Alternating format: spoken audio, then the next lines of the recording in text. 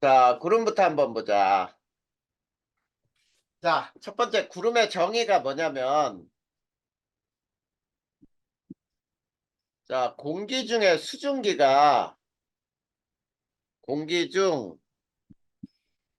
수증기가 응결하여 높은 곳에 떠 있는 물방울이에요. 자, 요게 구름이야. 자, 그런데 채민이는 요거를 기억하고 있나 한번 보자. 구름 발생의 필수 조건이 뭐니?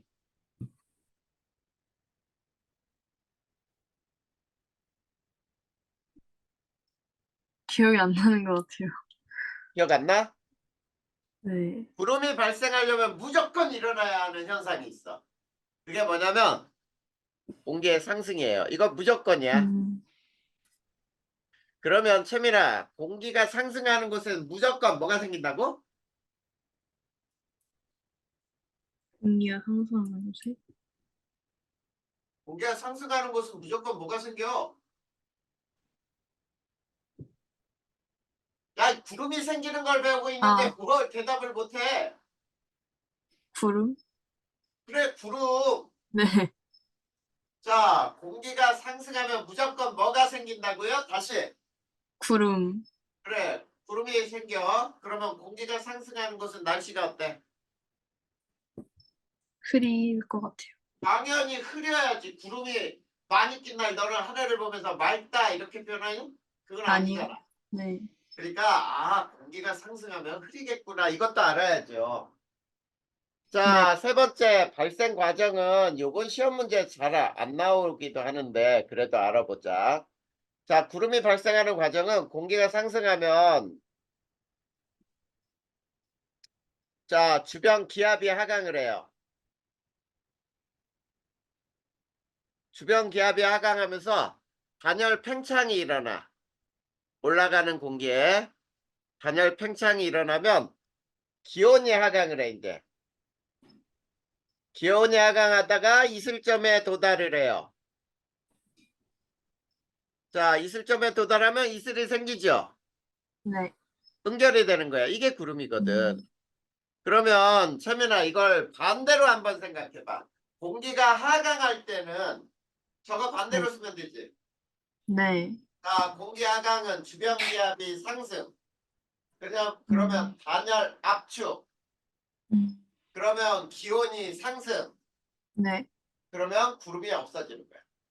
음, 자, 이게 구름이 발생하는 과정이라고 하는데, 자, 그러면 네 번째. 자, 구름이 발생하는 경우. 자, 구름이 발생하는 경우는 뭘 찾으면 되겠냐? 공기가 상승하는 그렇지, 공기가 곳을, 상승하는 경우 찾는 거예요.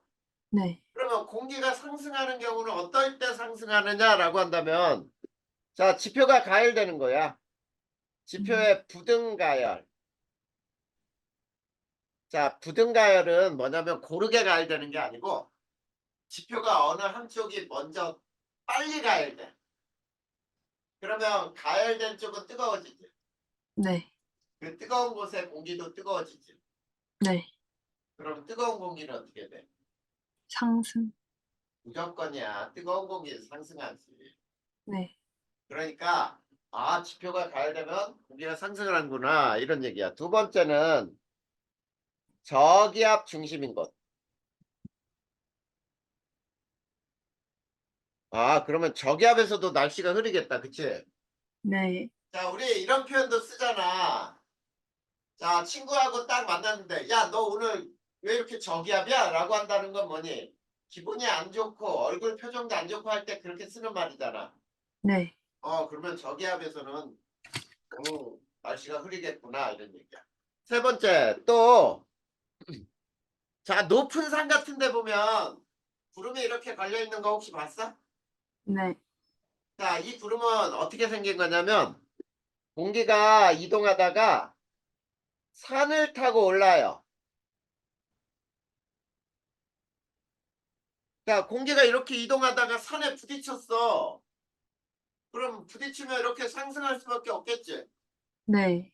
그러니까 산에 아주 높은 산들 보면 구름이 잔뜩 잘 생긴단 말이야. 음. 자, 그 다음에 네 번째.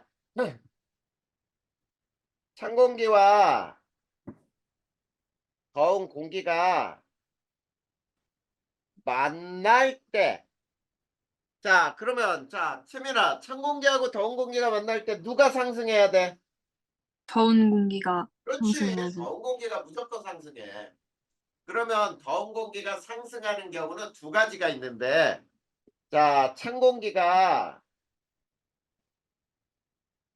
더운 공기를 밀어 올려. 음.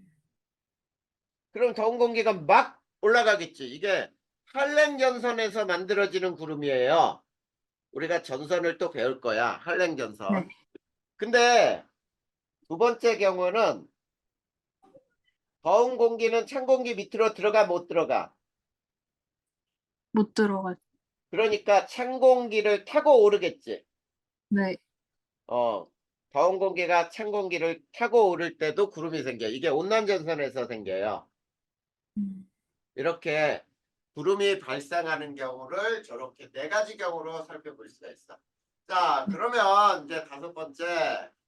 구름의 종류는 어떤 종류가 있느냐라고 한다면 높이와 모양에 따라 약 10여 종으로 분류해요. 자, 이렇게 분류를 하는데, 자, 높이에 따라 분류는 별로 잘 안 나와. 네. 자, 높이에 따라는 몰라도 돼, 사실. 근데 기본으로는 그냥 아, 이런 거구나만 알아둬도 돼. 아주 높은 곳에 생기는 구름을 상층운, 아주 높은 곳이야. 여기에는 권자가 붙어요. 이름 앞에. 음. 권운, 권층운, 권적운 이런 식으로 권자가 붙으면은 굉장히 높은 그룹이고 가운데 중층은은 고자가 붙어. 고층은 오적은 그 다음에 하층은 아주 아래쪽에서 하늘 가깝게 맺히는 구름들도 있거든. 하늘 보면. 네. 그러면 이거를 그냥 층은 층적은 뭐 난층은 이런 것들이 있는데 이런 것들이 바로 높이에 따라 분류하는구나. 그런데 이제 중요한 거는 뭐냐면 이게 중요해. 모양에 따라 굉장히 중요해요. 자, 모양에 따라 중요하다 그랬죠. 자, 그러면 모양에 따라는 어떻게 또 나누냐면 자, 우리가 뭉게구름이라고 부르는 것들도 있고 또 어떤 것도 있냐면 양떼구름 같은 거 이런 거 혹시 들어본 적 있어? 들어는 본 것 같아요. 그래. 그런 거 들어봤으면 됐지 뭐. 네. 자, 저군형이라 그래서 접자가 쌓을 접자예요. 쌓는다. 음. 위로 막 쌓아. 그러면은 수직구름이 되거든. 네. 자, 수직구름의 하나가 우리가 이름 중에 뭉게구름 같은 거. 자, 뭉게구름은 여름에 어느 곳을 보면 이제 하늘에 구름이 없는데 어느 쪽만 이렇게 아주 볼록하게 위로 솟아 있는 구름들 본 적 있지. 네. 이런 게 뭉게구름이에요. 음. 자, 이 수직구름은 어느 때 생기냐면 상승 기류가 강할 때 생겨.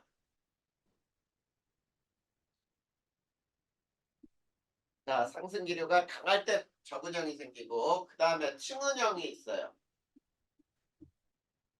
층은형은 수평구름이야. 하늘에 보면 아주 넓게 구름이 깔려 있는데 얇아. 그래서 구름 위로 막 하늘 파란색도 보이고 막 이런 구름들도 생기거든. 네. 자, 이런 게 양떼구름 같은 거. 막 양들 하얀색에 양들이 잔뜩 몰려 있는 것 같은 이럴 때는 상승 기류가 약할 때. 자, 상승할 때 구름 구름이 생긴다 그랬으니까 상승기류가 강하면 구름이 두껍게 생기는구나. 이거는 이렇게 알아두면 돼. 자, 그 다음에 6번 요것도 시험 문제 잘 나와요. 구름 사진이 있어요. 네. 자, 구름 사진을 찍는데 두 가지로 찍어. 가시영상이라는 게 있어요. 가시영상. 가시영상은 가시광으로 찍는 거야. 그러면 가시광은 우리 눈에 보이는 빛이죠. 네. 언제 찍을 수 있냐면 낮에만 촬영이 가능해요. 음,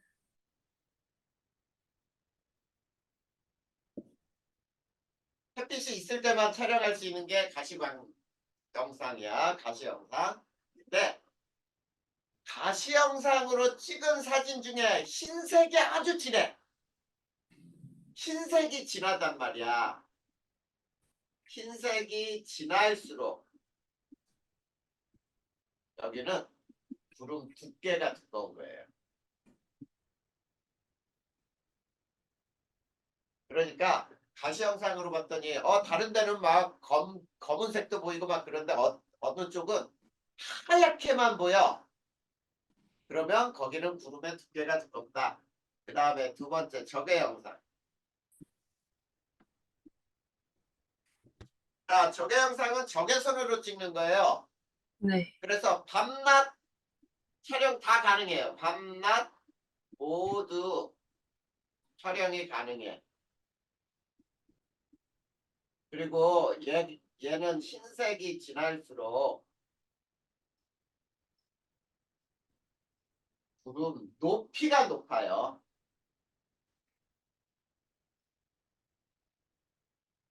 자, 이렇게 알아야 돼. 네.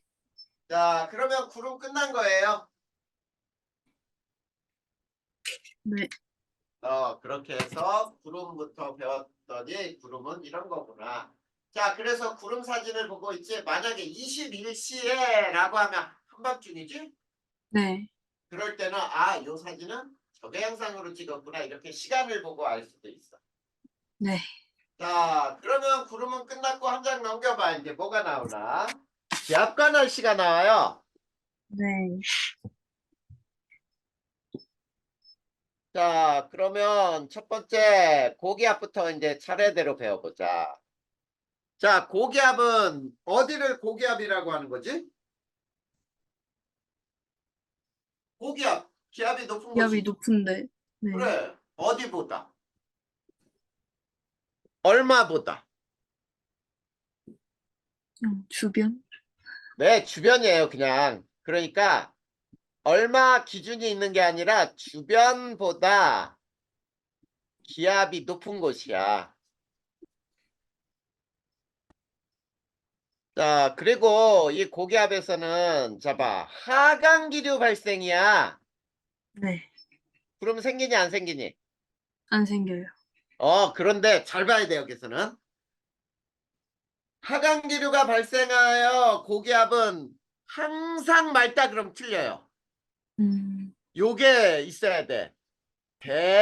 대체로 맑다 이렇게 표현을 해. 고기압의 종류 때문이에요. 대체로가 들어가야 맞는 말이야. 그래서 항상 맑다는 틀려. 네. 자, 그러면 또 고기압은 북반구와 남반구로 나눠서 알고 있어야 돼. 자, 북반구는 적도 위쪽이에요. 네. 얘는 바람이 시계 방향으로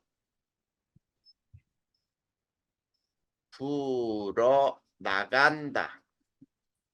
그런데 남반구는 있지? 방향이 반대야.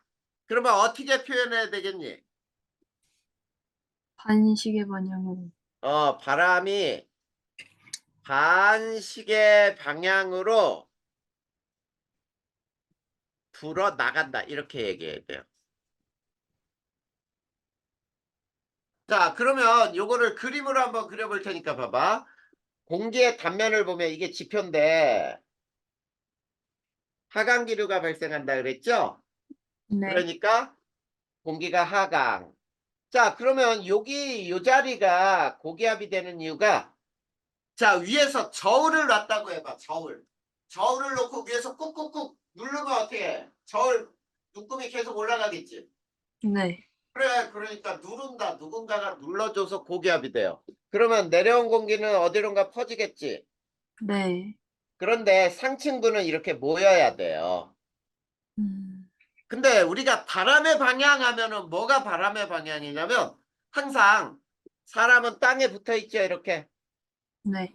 이게 바람의 방향이 되는 거거든. 음. 그러니까 위측, 상층의 공기를 바람의 방향이라고 치지는 않아. 네. 자, 그러면 자, 저 바람의 방향은 고기압을 우리가 H라고도 표현하는데 잘 봐. 불어 나간다 그랬으니까 여기에서 시계 방향으로 돌리면 돼, 이렇게. 네. 여기서도 시계 방향으로. 음. 이렇게 돌리면은 이게 북반구에서의 고기압이에요. 네. 근데 남반구는 자, 어떻게 되냐면 시계 방향에서 방향이 바뀌었으니까 반시계 방향으로 불어 나간다. 반시계로 돌려. 네. 자, 이렇게 불어 나가게 그리면은 이건 남반구예요. 음. 알겠니? 네. 자, 고기압의 종류는 크게 자, 종류를 선생님은 거기에서 정체성 고기압만 나타내는데 잘 봐. 정체성 고기압이 있고 이동성 고기압이 있거든. 네. 근데 이 이동성 고기압은 정체성 고기압에서 떨어져 나온 일부야. 음. 그리고 말 그대로 봐봐. 정체성 고기압은 한 군데 오랫동안 머물러 있으니까 정체한다 그러겠지. 네. 그리고 이동성 고기압은 그냥 쉽게 이동을 하는 고기압이란 말이야. 음. 알겠지? 이 두 가지가 있어. 네. 고기압에는 정체성 고기압과 이동성 고기압이 있어요. 그런데 자, 이동성 고기압은 봄, 가을에 주로 막 자주 발생하거든. 네. 얘는 이렇게 해볼까요? 봄, 가을에 자주 발생. 근데 정체성 고기압은 여름, 겨울에 발생하는 고기압이거든. 네. 근데 선생님은 여기서 정체성 고기압의 두 종류를 배울 거예요. 음. 알겠지? 네. 정체성 고기압에는 첫 번째, 자, 키 작은 고기압이라고 할 수 있는 이놈은 자, 한랭 고기압이고요. 그 다음에 시베리아 고기압이고, 자, 시베리아 기단은 우리나라 겨울 날씨에 영향을 주거든. 네.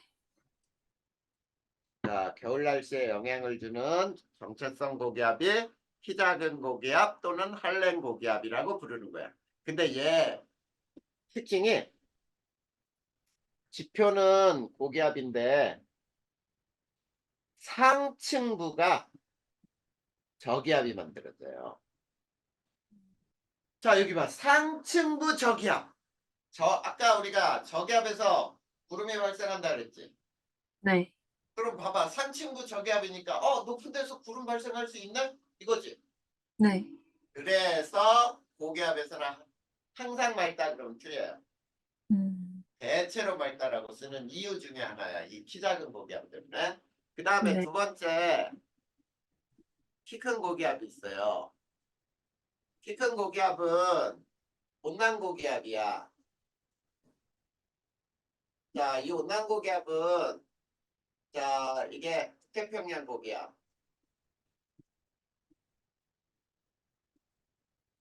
그 다음에 우리나라 여름 날씨에 영향을 줘요. 그 다음 얘는 지표가 고기압이고요. 상층부도 고기압이야. 자, 이렇게 기압의 분포가 나타나요. 그러면 이 두 가지를 그림으로 한번 그려볼 테니까 봐봐. 자, 요게 지표야. 이거는 키 작은 고기압이에요. 키 작은 고기압은 등압선 분포가 이런 식으로 나타나.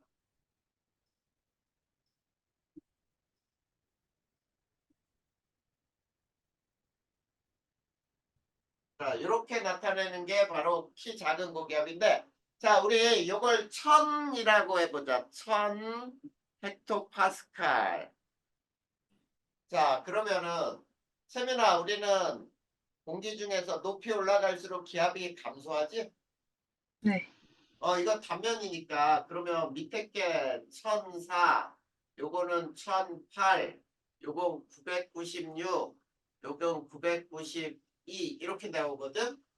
네. 자, 그러면 여기 봐봐. 요 자리는 지금 밑에 요 자리는 주변은 1008인데 1008보다 높지? 네. 그러니까 여기가 고기압이잖아. 네. 그런데 여기 봐봐 여기. 여기는 992지. 네. 양 옆에는. 996. 그래, 그러면 여긴 저기압이잖아. 네. 이렇게 기압이 나타나면 음. 아, 이게 키 작은 고기압, 한랭 고기압의 모습이구나 이렇게 알면 돼. 네. 근데 키 큰 고기압은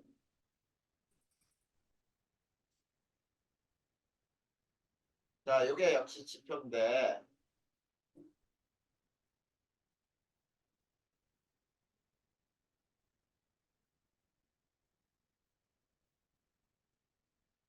자, 등압선 분포가 계속 이렇게 나와요.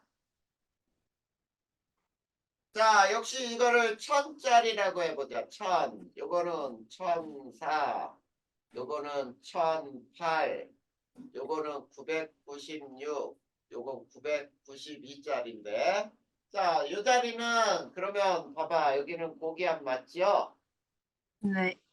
양 주변보다 기압이 높아. 근데 요 위에 봐봐요, 위에.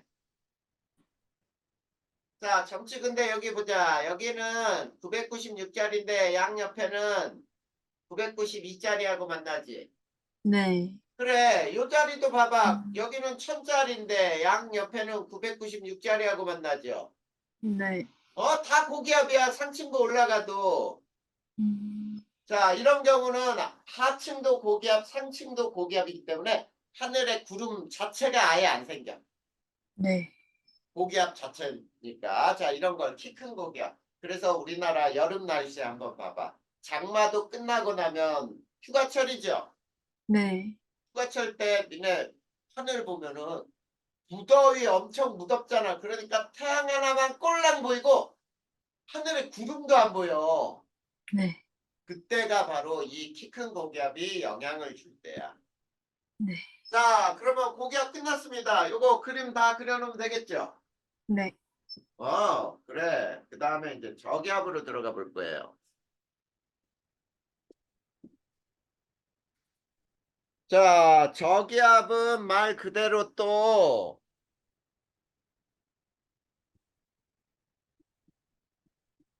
자, 첫 번째 저기압은 주변보다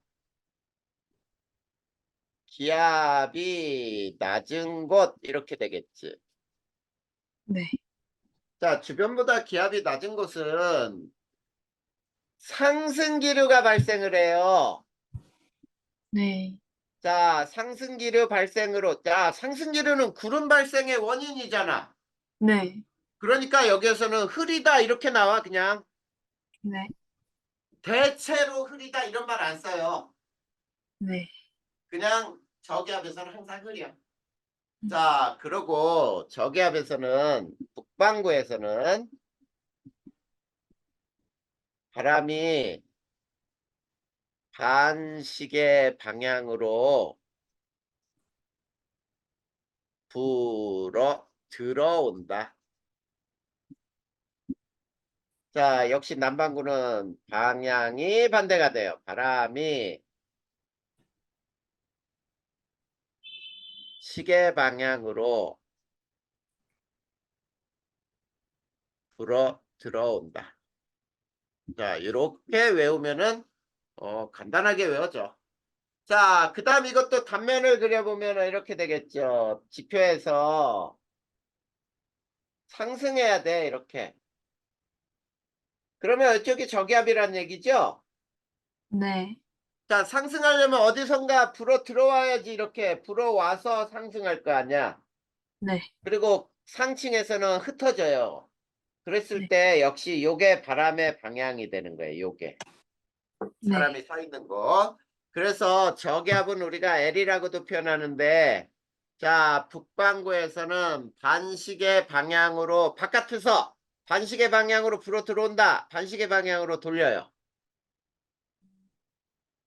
자, 바깥에서 반시계 방향으로 돌리면 이게 북반구.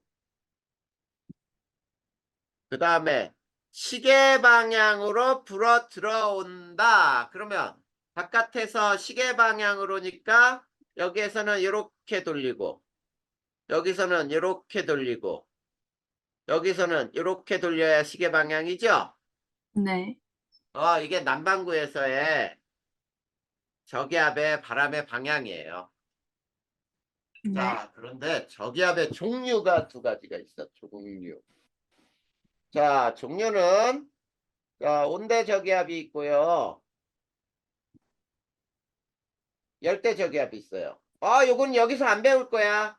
네. 여기선 종류 두 가지만 해놓고 매우 중요하다. 매우 중요. 그래서 요거는 여기서 안 배우고 하나는 기단에서 배우고 하나는 전선에서 배우고. 네. 자, 이게 저기압에 대한 설명이야. 그러면 고기압, 저기압 이 정도 끝난 거야. 그러면 세 번째 등압선만 한번 간단하게 배워볼까요? 네.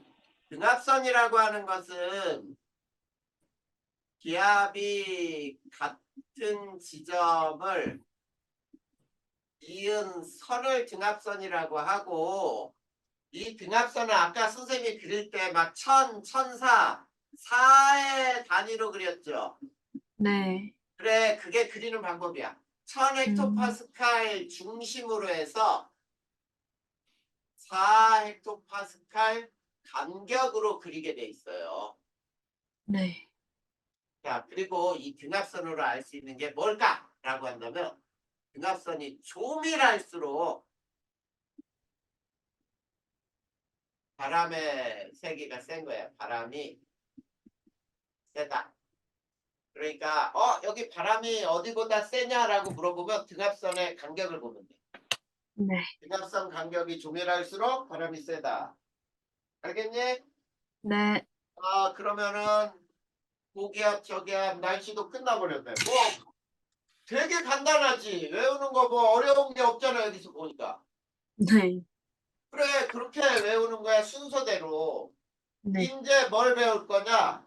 기단과 날씨를 배울 거예요. 기단을 배울 거야. 기단. 근데 기단이라고 하는 뜻은 있지. 덩어리, 기체 덩어리거든.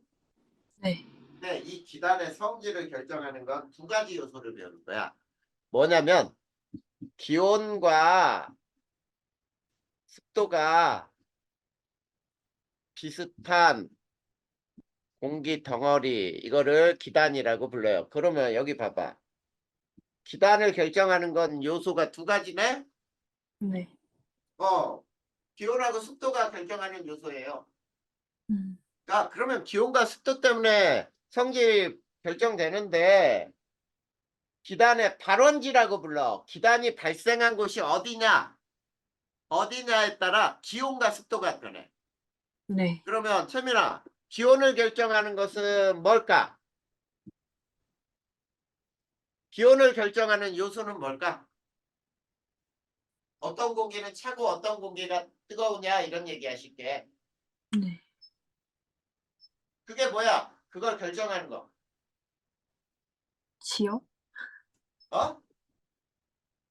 자, 북극에 가까우면은 남극에 가까우면 차갑겠지. 네. 적도에 가까우면 따뜻하겠지. 네. 위도잖아, 위도. 아, 위도. 그래, 그래서 고위도는 그러면 한랭기단이네, 찬기단. 네. 북극이나 남극이 고위도니까 저위도는 적도 쪽이니까 온난기단이죠. 네. 이렇게 나눠지네. 그러면 습도를 결정하는 요소는 뭘까? 어떤 바, 공기가 물을 많이 포함하냐 이런 얘기잖아. 네. 그러면 바다에서 만들어졌냐 육상에서 만들어졌느냐잖아. 네. 그러면 육상은 건조기단이죠. 네. 그리고 해상에서 만들어지면은 가습기단 이렇게 부르는 거예요. 음, 그러면 잘 봐. 자, 저 두 가지를 짝 짓는 거야. 이게 우리나라에 영향을 주는 기단이에요. 네. 자, 그러면 영향 주는 기단들을 지도에 살짝 그릴 거거든. 자, 저걸 잘 봐봐. 어떻게 짝 짓는지. 고위도 해상에서 발생했다. 그러면 어떻게 돼? 기단의 성질은. 한해에다 다습. 얼른 가슴. 그치? 네. 맞아. 그렇게 하는 거야. 그러면 잘 봐. 선생님이 지도 그릴 테니까 봐봐. 여기에 우리나라가 있어요. 간단하게 그리자, 그냥. 네. 자, 이렇게 우리나라가 있고, 자, 여기에 중국이 있고, 여기에 일본이 이렇게 있잖아. 네. 그랬을 때, 여기에 1번, 2번, 3번, 4번, 그 다음에 5번. 자, 기단 1, 2, 3, 4, 5를 배우면은 기단의 종류 끝나는 거예요. 네. 자, 그러면 1번 기단의 이름이 뭐냐면 이게 양쯔강 기단이야. 자, 양쯔강 기단의 생긴 위치를 봐봐. 아래쪽이지. 네. 저위도지. 네. 육상에서 발생했지. 네. 그러면 저위도 육상이니까 성질 예측해봐. 온난 건조? 맞아요. 온난건조기다. 자, 그리고 온난건조기단이 우리나라에 영향을 줄 때 우리나라 일기도의 특징을 볼 거예요. 자, 여기에 우리나라가 이렇게 있으면 우리나라 주변의 일기도를 보잖아. 그러면 어떤 형태로 나오냐면 여기에 저기압이 있는데 그 옆에 또 고기압이 있고 그 밑에도 고기압이 있는가 하면 바로 또 옆에 저기압도 있고 그 위에 고기압도 있고 자, 고기압, 저기압이 아주 다양하게 복잡해. 네. 일기도가 복잡해요. 복잡. 음, 그러면 우리나라 어느 계절이라고 하면 되냐면 봄, 가을 날씨에 영향을 주는 거예요. 그래서 양쯔강기단은 우리나라 봄, 가을 날씨에 영향을 준다. 자, 우리나라 봄에 산불도 되게 많이 일어나거든? 네. 그래서 봄에 막 산에 못 들어가게 해요. 왜 그러냐면 그거 봐봐. 온난하고 건조하잖아. 네. 그러면 따뜻하고 건조하니까 불이 나면 걷잡을 수 없이 불나지. 네. 그 다음에 우리나라 봄에 황사를 동반하기도 하죠. 네. 황사를 동반하기도 합니다. 그 다음에 우리나라 봄철에 날씨 일기예보를 보잖아. 그럼 이런 말이 잘 나와. 이동성 고기압. 아까 이동성 고기압 배웠네. 네. 이동성 고기압은 정체성 고기압의 일부가 떨어져 나온 게 이동성 고기압이거든. 그 네. 다음에 기압의 골짜기예요. 고기압 사이를 기압골이라고 해요. 네. 통과가 많아요. 자, 그러면 이동성 고기압이나 기압골 통과가 많다라는 말은 날씨 변화가 심하다 이런 얘기야. 우리나라 봄, 가을에는. 자, 그래서 일기예보를 보면 이렇게 돼요. 자, 내일은 서쪽에서 다가오는 이동성 고기압의 영향을 받아 또는 기압골의 영향을 받아 흐리겠고 막 이렇게 나오는 거거든. 네. 그래서 이런 게 날씨 변화가 심하다는 그런 특징이에요. 두 번째, 요 기단의 이름이 오호츠크의 기단이야. 자, 오호츠크의 기단은 5위도 높은 곳이잖아. 네. 해상이죠. 네. 그래서 얘는 한랭 다습 기단이 돼요. 음. 자, 한랭 다습한 기단이 우리나라에 영향을 줄 때 일기도의 특징. 여기 우리나라가 이렇게 있으면 자, 이 일기도의 특징이 어떠냐면 우리나라 동서쪽으로 뾰족한 놈이 아래로 그려져 있고 뭉툭한 놈은 위로 그려져 있어요. 이게 장마전선이거든. 그리고 찬 공기가 위에는 찬 공기가 있고 아래는 더운 공기가 있어서 찬 공기는 위로 가려고 하고 더운 공기는 아래로 내려가려고 하면서 두 개가 만나면서 정체한단 말이야. 네. 이게 장마전선이야. 정체전선. 음. 그래서 우리나라 초여름 날씨에 요즘이야 요즘 네. 이제 초여름 날씨에 영향을 줘요. 자, 오늘 같은 경우에는 조금 쌀쌀하지. 네. 그래, 왜 그러냐면 찬 공기들이 이렇게 내려가려고 하거든. 아직 장마는 아직 시작되지 않았지만. 자, 그리고 북태평양 기단과 얘는 만나면은 북태평양 기단과 장마를 형성해요. 이게 오츠케 기단의 특징이야. 그 다음에 자, 요 놈이 우리나라에 영향을 줄 때, 자, 태백산맥의 동쪽과 태백산맥 서쪽을 우리는 영동 영서라고도 부르거든. 네. 영서지방, 태백산맥의 왼쪽 서쪽 지방의 고온 건조 현상. 이거를 뭐라고 부르냐면 높새바람 또는 팬현상이라고도 부르거든. 네.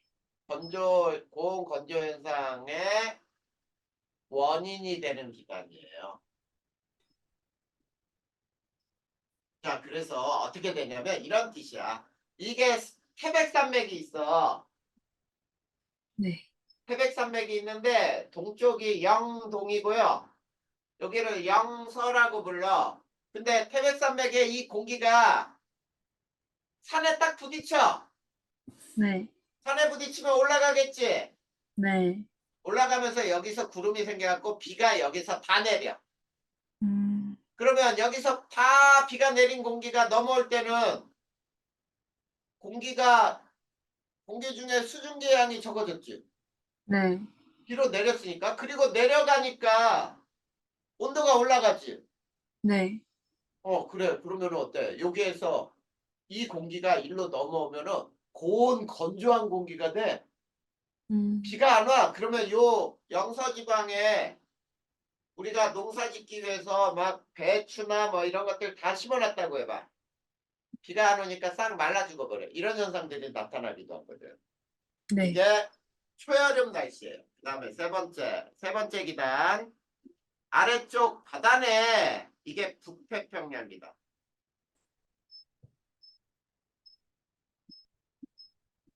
자, 북태평양 기단은 저위도 해상이에요. 저위도 해상이니까 자, 따뜻하고 온난 그다음에 해상이니까 다습 기단이에요.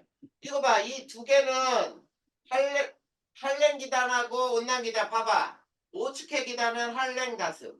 얘는 온난 다습. 두 기단이 만났다. 그러면 찬 공기, 더운 공기 만나면 구름이 생긴다 그랬지. 네.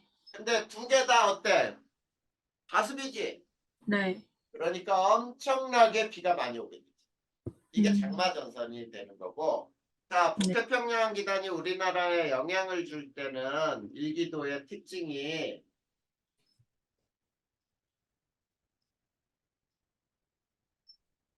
자, 등압선이 이런 형태로 나타나. 등압선이 이렇게 우리나라 대체로 동서로 지나면서 등압선 간격이 되게 넓어. 그리고 남쪽이 고기압이 형성되고 북쪽이 저기압이 형성되거든. 네. 이거를 남고 북저라고 부르고 고기압에서 저기압으로 바람이 불지. 네. 이게 남동풍이죠. 남동풍. 이걸 남동 계절풍이라고 불러. 그러면 요거에 대한 설명을 한번 볼 테니까 봐. 이건 여름 날씨에 영향을 줘요. 자, 등압선을 보니까 등압선이 되게 넓지. 네. 바람이 약하다는 뜻이겠지. 네. 아까 우리가 등압선에서 조밀할수록 바람이 세다 그랬으니까. 그리고 얘네들은 남고 북저형의 기압 배치가 일어나. 음. 남쪽이 고기압, 북쪽이 저기압. 그러다 보니까 자, 우리나라에 남동 계절풍이 불게 되는 계절이고요. 그 다음에 우리나라 여름 날씨 봐봐. 자, 무더위가 찾아오죠. 네. 그리고 밤에 기온이 안 떨어져. 됐다 더워. 뭐라고 불러? 열대. 열대야. 네. 이런 현상을 일으키는 게 바로 세 번째 기단인 북태평양 기단이에요. 네. 자, 요거까지 해서 또 쭉 그림도 그리고 써놔야 돼. 네. 그 빈자리에 다 쓰면 돼요. 자, 요 두 개는 지워도 되지. 네. 자, 그러면 요 두 개 지우고 네 번째 기단의 특징을 또 배워봅시다. 네 번째. 요게 시베리아 기단. 자, 시베리아 기단은 위치를 딱 보니까 우리나라에서 보면 고위도 높은 곳, 육상에서 발생하네. 그러면 할렘 건조 기단이 되겠네. 그쵸? 네. 그럼 또 시베리아 기단이 우리나라에 영향을 줄 때 일기도의 특징을 한번 그림으로 살짝 배워보자. 그러면 등압선이 이때는 주로 남북으로 이렇게 그려지거든. 네. 그리고 등압선이 되게 조밀하다, 그치? 네. 그리고 서쪽이 고기압, 동쪽이 저기압이 돼요. 그리고 바람은 이렇게 불어. 북서풍이 불어요. 북서. 그러면 요거에 대한 설명을 또 한번 써본다면, 자, 이거는 겨울 날씨에 영향을 줘요.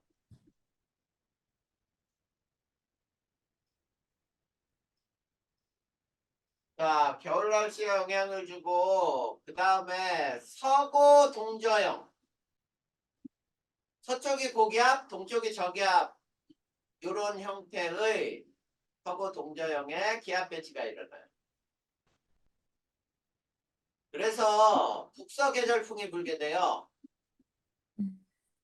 북서 계절풍.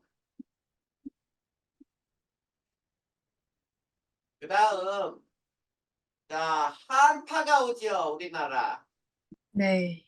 그래서 겨울철에 막 일주일씩 막 추워가지고 막 수도관이 얼어 터지기도 하고 막 그래. 한파가 오기도 하고 사만사온이라는 현상도 일어나요. 근데 잘 안 맞아. 요즘은 이 사만사온은 뭐냐면 겨울은 3일은 춥고 4일은 따뜻하고 이런 뜻이거든. 근데 잘 네. 안 맞아. 그리고 이 시베리아 기단은 이건 겨울에 영향을 준다 그러지만 꽃샘추위를 일으켜요. 이건 언제 일어나니? 저도 봄이잖아. 그래서 네. 마지막 봄이 오는데 시베리아 기단이 물러나면서 마지막 추위를 가져오는 게 꽃샘추위야. 꽃샘추위는 꽃이 피는 걸 시샘한다. 그래서 꽃샘추위예요. 네.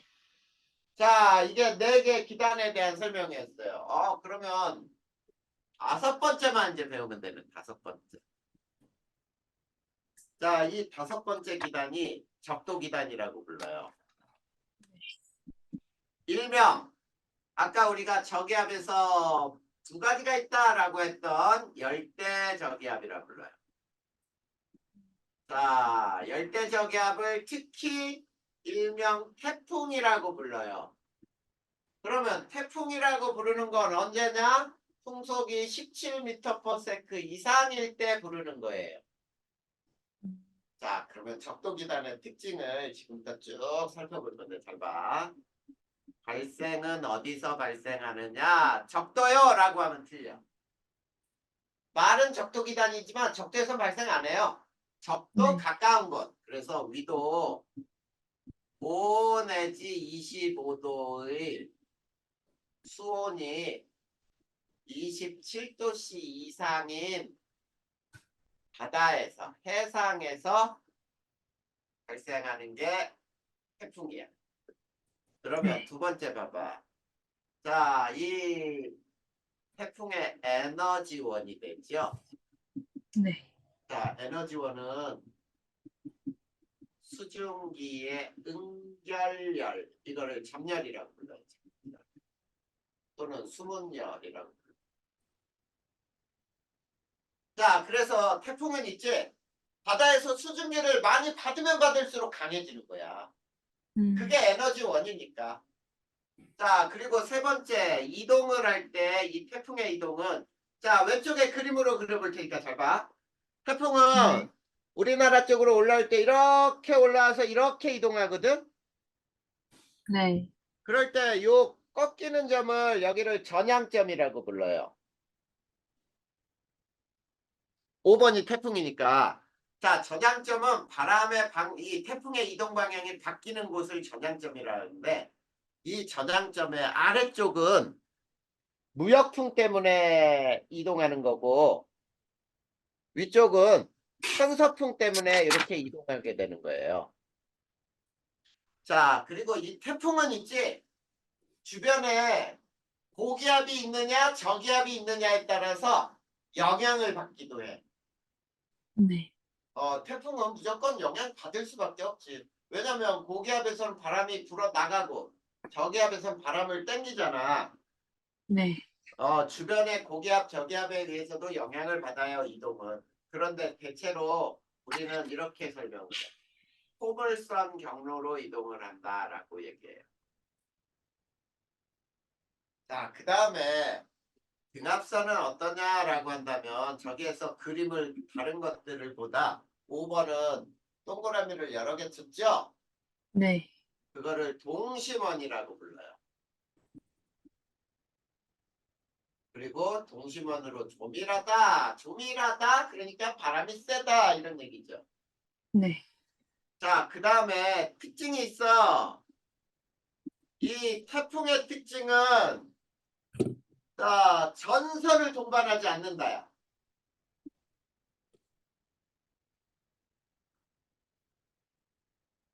이 태풍이 죽을 때, 즉 태풍이 소멸할 때 온대 저기압이 되면서 소멸하거든. 네. 그래서 소멸할 때 온난전선, 한랭전선이 생겨요. 그런데 태풍 자체에서는 절대 전선을 가지고 오지 않아. 그리고 여섯 번째, 태풍 중심에는 약한 하강기류가 존재해요. 자, 하강기류 존재로, 하강기류가 존재하면 어때? 구름 발생해, 안 해? 안 해요. 안 하니까 이때는 맑겠지? 네. 맞아요. 근데 잘 봐. 약한 하강기류 존재. 그러면 태풍 중심은 기압이 어떠니? 고기압. 맞아? 네. 절대 고기압 아니야. 음, 선생님이 여기 위에 적도기단이 열대 저기압이라고 표현을 했는데,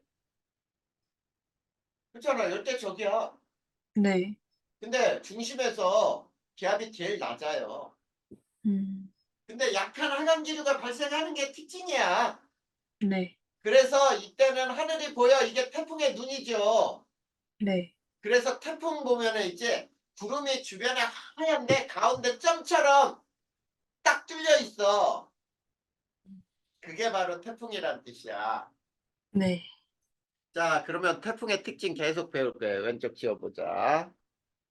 그러면 우리가 태풍을 또 뭐라고 하냐면, 자, 태풍 중심에 중심의 이동 방향의 태풍 중심 이동 방향의 오른쪽 반원을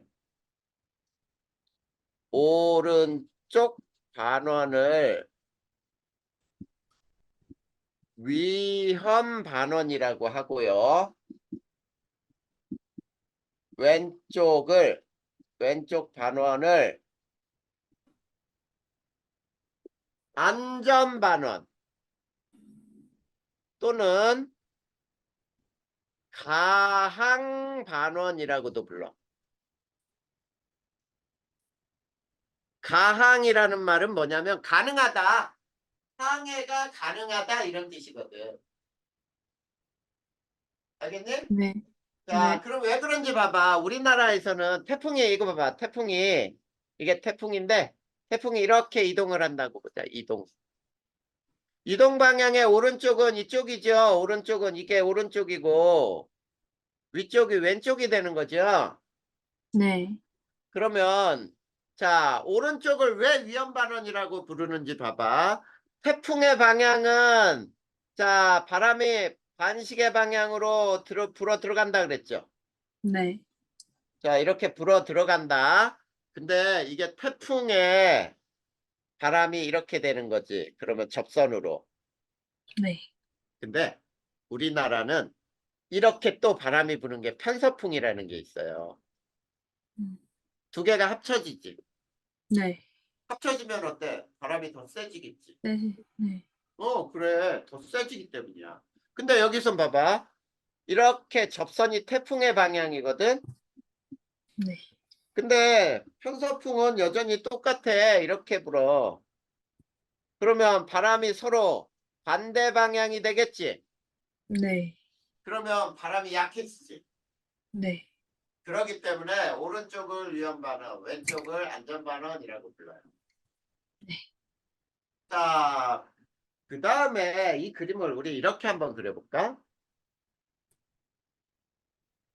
자, 요 그래프를 봤더니 어떤 그래프는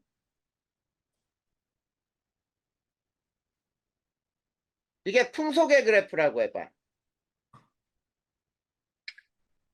야, 풍속이 어느 쪽이 이 그림상으로 보면 이게 중심인 거지? 네.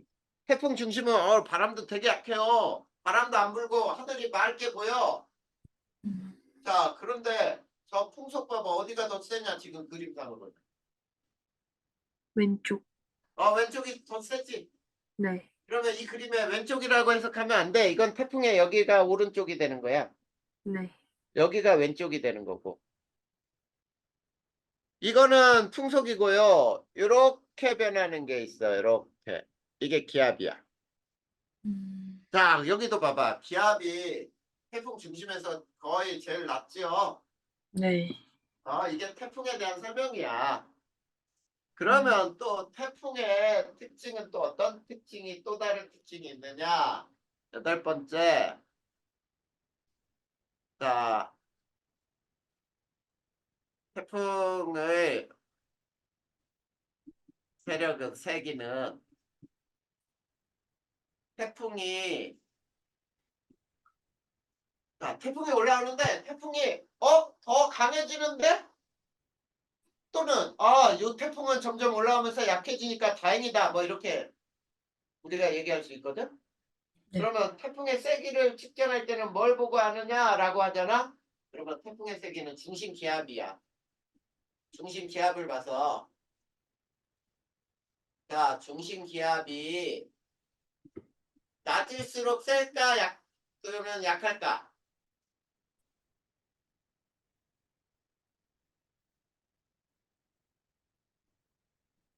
낮을수록 태풍의 세기가 셀까 약할까? 약하다. 우리 열대 저기압을 배우는 거예요. 저기압을. 네. 그러면은 저기압의 기압이 낮을수록 세기는 어떻겠어? 세져요. 강하다야 그래. 네. 그래서 태풍의 세기는 중심기압을 봐서 중심기압이 낮으면 점점 이거 세지는데? 이렇게 해석을 하는 거야. 네. 알겠지? 네. 그 다음에 이 태풍은 있지. 지표에서는 저기압이니까 바람이 어떻게 불어 들어온다 그랬니? 반시계 방향으로 반시계 불어 방향. 들어온다 그랬죠? 네. 불어 들어와. 상층에서는 시계 방향으로 불어 나가요.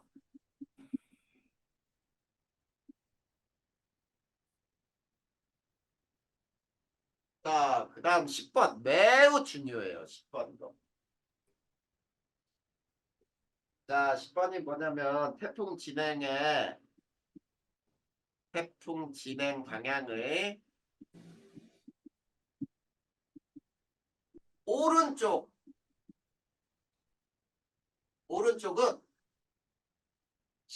시간에 따라 풍향이 시계 방향으로 변해가요. 시계 방향으로 변한다. 풍향이야, 풍향. 바람의 네. 방향. 알겠니? 네. 자, 그래서 이렇게 되는 거야. 우리나라 지도가 이렇게 있다고 보자. 남해안에. 요 지역이 있는데 어느 날 태풍이 이렇게 지나갈 수도 있고 이렇게 지나갈 수도 있거든. 네. 이걸 A라고 해보고 이걸 B라고 해봐. A에 의해서는 태풍 중심이 지나는 이게 저기압 중심이 지나는 오른쪽에 있지. 네. 지나는 방향의 오른쪽에 이쪽은 풍향이 시계 방향으로 그래. 그러니까 바람의 방향이 시계 방향으로 그래. 즉 바람의 방향이 시계 방향으로 변한다는 뜻은 여기에 어떤 바람이 이렇게 불다가 그 다음에 시간이 지나면 이렇게 불다가 이렇게 바람의 방향이 바뀌면 시계 방향이잖아. 네. 근데 B에 의해서는 이 저기압이 태풍이 지나는 왼쪽에 위치하죠. 네. 그럴 때는 바람이 이렇게 불다가 이렇게 불다가 이런 식으로 변한단 말이야. 반시계 방향으로. 네. 이거 되게 중요해. 굉장히 중요해. 알겠지? 네. 네, 그래서 기단 다 배운 거예요. 음. 자, 그러면 기단과 날씨, 태풍까지 다 배웠네. 그래서 25쪽에 태풍 적도기단에서 설명하는 거 있었지? 네. 그거 다 거기에 쓰란 얘기야. 네. 여기까지 어때? 다 썼냐?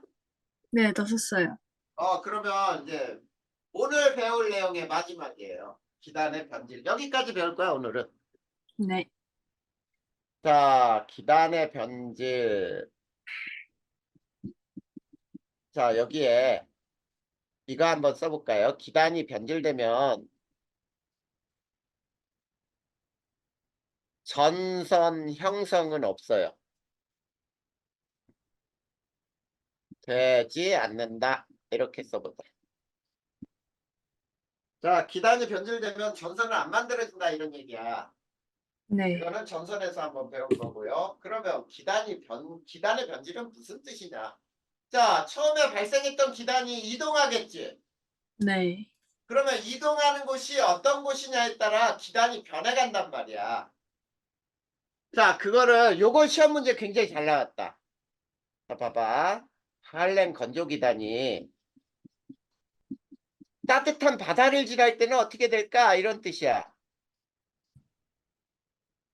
그러면 자, 채민아 여기 봐봐. 할렘 건조기단은 어디에서 발생했는지 알 수 있는 거지.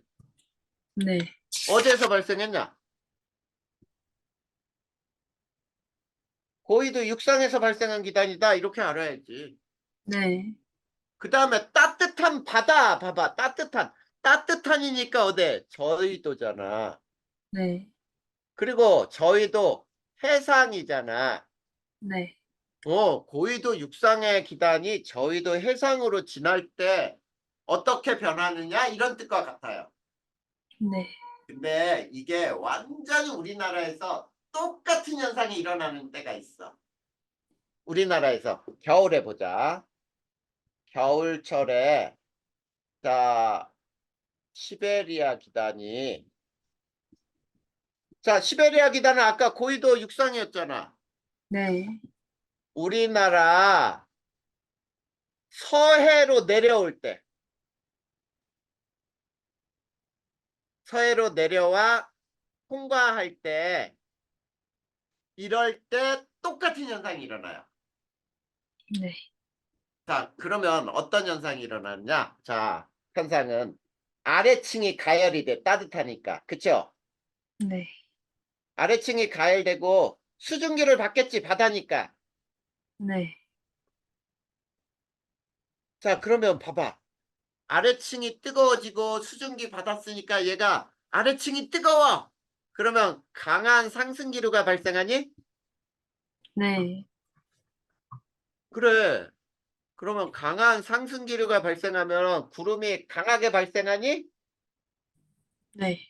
적운 또는 뇌우 또는 정란운 이런 것이 발생을 하면서 강한 비나 눈이 내리게 돼요. 자, 그러면 이걸 그림으로 한번 설명해 볼까? 그림으로 이렇게 그려서 여기는 한랭 고위도 육상이야.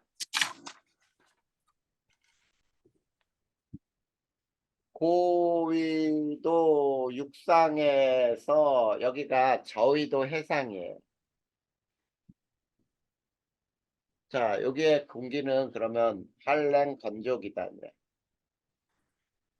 이게 이쪽으로 바다로 오면은 아래에서부터 따뜻하니까 열하고 수증기를 받아. 그러면 아래는 고온의 공기가 되고 위쪽은 아직 저온의 공기야. 그러면 고온의 공기는 강하게 상승기류를 발생하면서 올라가요. 그래서 여기에서 강한 비나 눈이 내리게 돼. 네. 이게 바로 기단의 변질이에요. 그런데 요거는 잘 안 나와. 잘 별로 큰 효과가 안 일어나니까 이런 경우 어떠냐면 온난 다습 기단이 온난 다습 기단이 찬 대륙을 지날 때 요건 잘 여태까지 수능에서도 시험 문제 한 번도 나온 적이 없어요. 근데 우연히 있지. 지금 선생님이 요거 설명했던 것이 똑같이 선생님 설명했을 때 수능에 나온 적이 한 번 있었어. 똑같이 이게. 애들한테 야 올해는 뭐 이거 혹시 나올지도 모르겠지라고 했는데 진짜 나와버린 거야. 자 그런 때도 있었어요. 고3 때 선생님이 설명할 때 보면. 자 근데 온난 다습기단이 천대륙을 지날 때는 하층이 냉각이 돼요. 그치? 천대륙이니까. 네. 그러면 아래층이 차갑고 위층이 따뜻해. 그러면 대류 현상이 일어나겠니? 안 일어나. 기층이 네. 안정해져요. 자, 기체층이 안정해지면은 대류 현상이 잘 안 일어나니까 여기에서는 구름이 생긴다 해도 층운형 또는 안개가 발생을 해. 이 정도 날씨가 변화하는 것 요거까지만 일어나니까 잘 안 시험 문제에서 잘 나오지는 않았던 거지. 네. 자, 여기까지 해서 기단의 변질까지가 끝난 거예요. 네. 질문.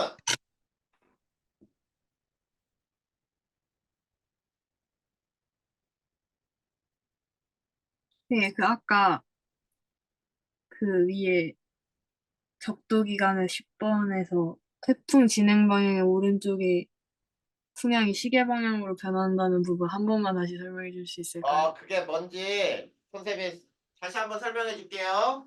네. 자, 여기 이제 어떤 지역이, 여기가 이 지역이 바람이 어떻게 변할까? 이걸 한번 알아볼 거야. 네. 태풍이 이렇게 지나갔다. 네. 이렇게 지났다는 얘기는 태풍이 여기 있을 때도 있고, 태풍이 여기 있을 때도 있고, 태풍이 네. 여기 있을 때도 있지. 네. 자, 태풍이 자 A, B, C에 있을 때 바람이 어떻게 변하는지 이 지역 바람을 볼 거예요. 이 지역. 네. 자, 태풍은 저기압이지. 네. 북반구에서는 바람이 무슨 방향으로 불어 들어간다? 반시계 방향. 아, 맞아. 확실히 반시계 방향이야? 불어 들어가는 거요?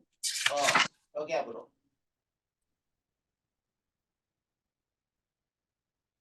맞지? 네. 반시계 방향으로 불어 들어간다야. 네. 그러면 잘 봐. 반시계 방향으로 불어 들어갈 때. 자, 이거 봐. 자, 바람의 방향은 이 지역을 통과해서 반시계 방향으로 돌려야 바람의 방향이지. 네. 저렇게 태풍행 쪽으로 바람이 들어가는 거야, 반시계 방향으로. 네. 지금 현재는 요 태풍이 A에 있을 때야. 네. 자, 태풍이 B에 있을 때 봐봐. 그러면 이 지역을 통과해서 반시계 방향으로 들어가야지, 이렇게. 네. 두 번째는 이 방향으로 바뀐 거야. 네. C에 태풍이 있을 때는 이 지역을 통과해서 반시계 방향으로 바람을 돌려야지. 네. 그러면 지금 저 빗금친 지역이 어떻게 바람이 변했는지 봐봐. 자, 맨 처음에는 이렇게 바람이 불었지. 네. 그 다음에 바람이 이렇게 불었지. 네. 뭐야, 위로. 이렇게 불었지. 네. 그 다음에는 바람이 이렇게 불었지. 네. 그거 봐, 이렇게 변해간다. 아, 시계 방향. 네. 그러니까 바람의 방향이 이렇게 불었다가 이렇게 불었다가 이렇게 분 걸로 바뀌었다, 이런 얘기지. 네. 네, 그래서 그래요. 네. 이해됐습니다. 자, 그러면 채민아, 네. 그 완자책 옆에 있어 없어? 지금 가져왔어요. 없어? 있어요. 있어. 있으면은 선생님 보자는데 보자. 네.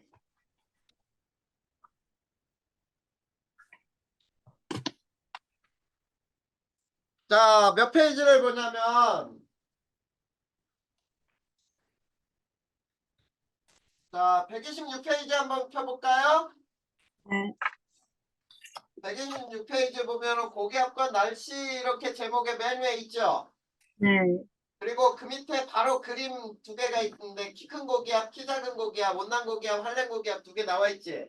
네. 이거 아까 설명한 거고요. 그 밑에 길기도 세 개 나와 있니? 네. 그 세 개를 보란 얘기예요. 자, 맨 네. 처음에 겨울철 나와 있죠? 네. 자, 우리나라를 지나는 일기도의 등압선을 봐봐. 주로 남북으로 지나지. 네. 그러면서 어때? 서쪽이 고기압이고 바다 쪽 저 동쪽이 저기압이 위치하죠. 네. 그 다음에 등압선이 조밀하죠. 네. 그 다음 두 번째 여름철 봐봐. 남쪽에 H라고 써 있는 게 남쪽 고기압, 북쪽에 L이라고 써 있죠. 네. 남고 북저형이고 그 다음에 등압선 간격이 됐다 넓지. 네. 바람이 되게 약하다는 뜻이야. 이게 여름철의 특징이야. 그 네. 다음에 세 번째 그림을 보세요. 자, 세 번째 그림 보면 고기압, 저기압, 고기압, 저기압이 마구 있니? 네. 등압선이 되게 복잡하지. 네. 고기압, 저기압이 마구 분포하면서 등압선이 굉장히 복잡하게 나타나. 이게 네. 우리나라 봄가을 날씨의 대표적인 일기도란 뜻이에요. 네. 그래서 그 일기도만 딱 보여주고 이게 계절이 어느 철이냐라고 해도 알아낼 수 있어야 돼. 네. 됐습니까?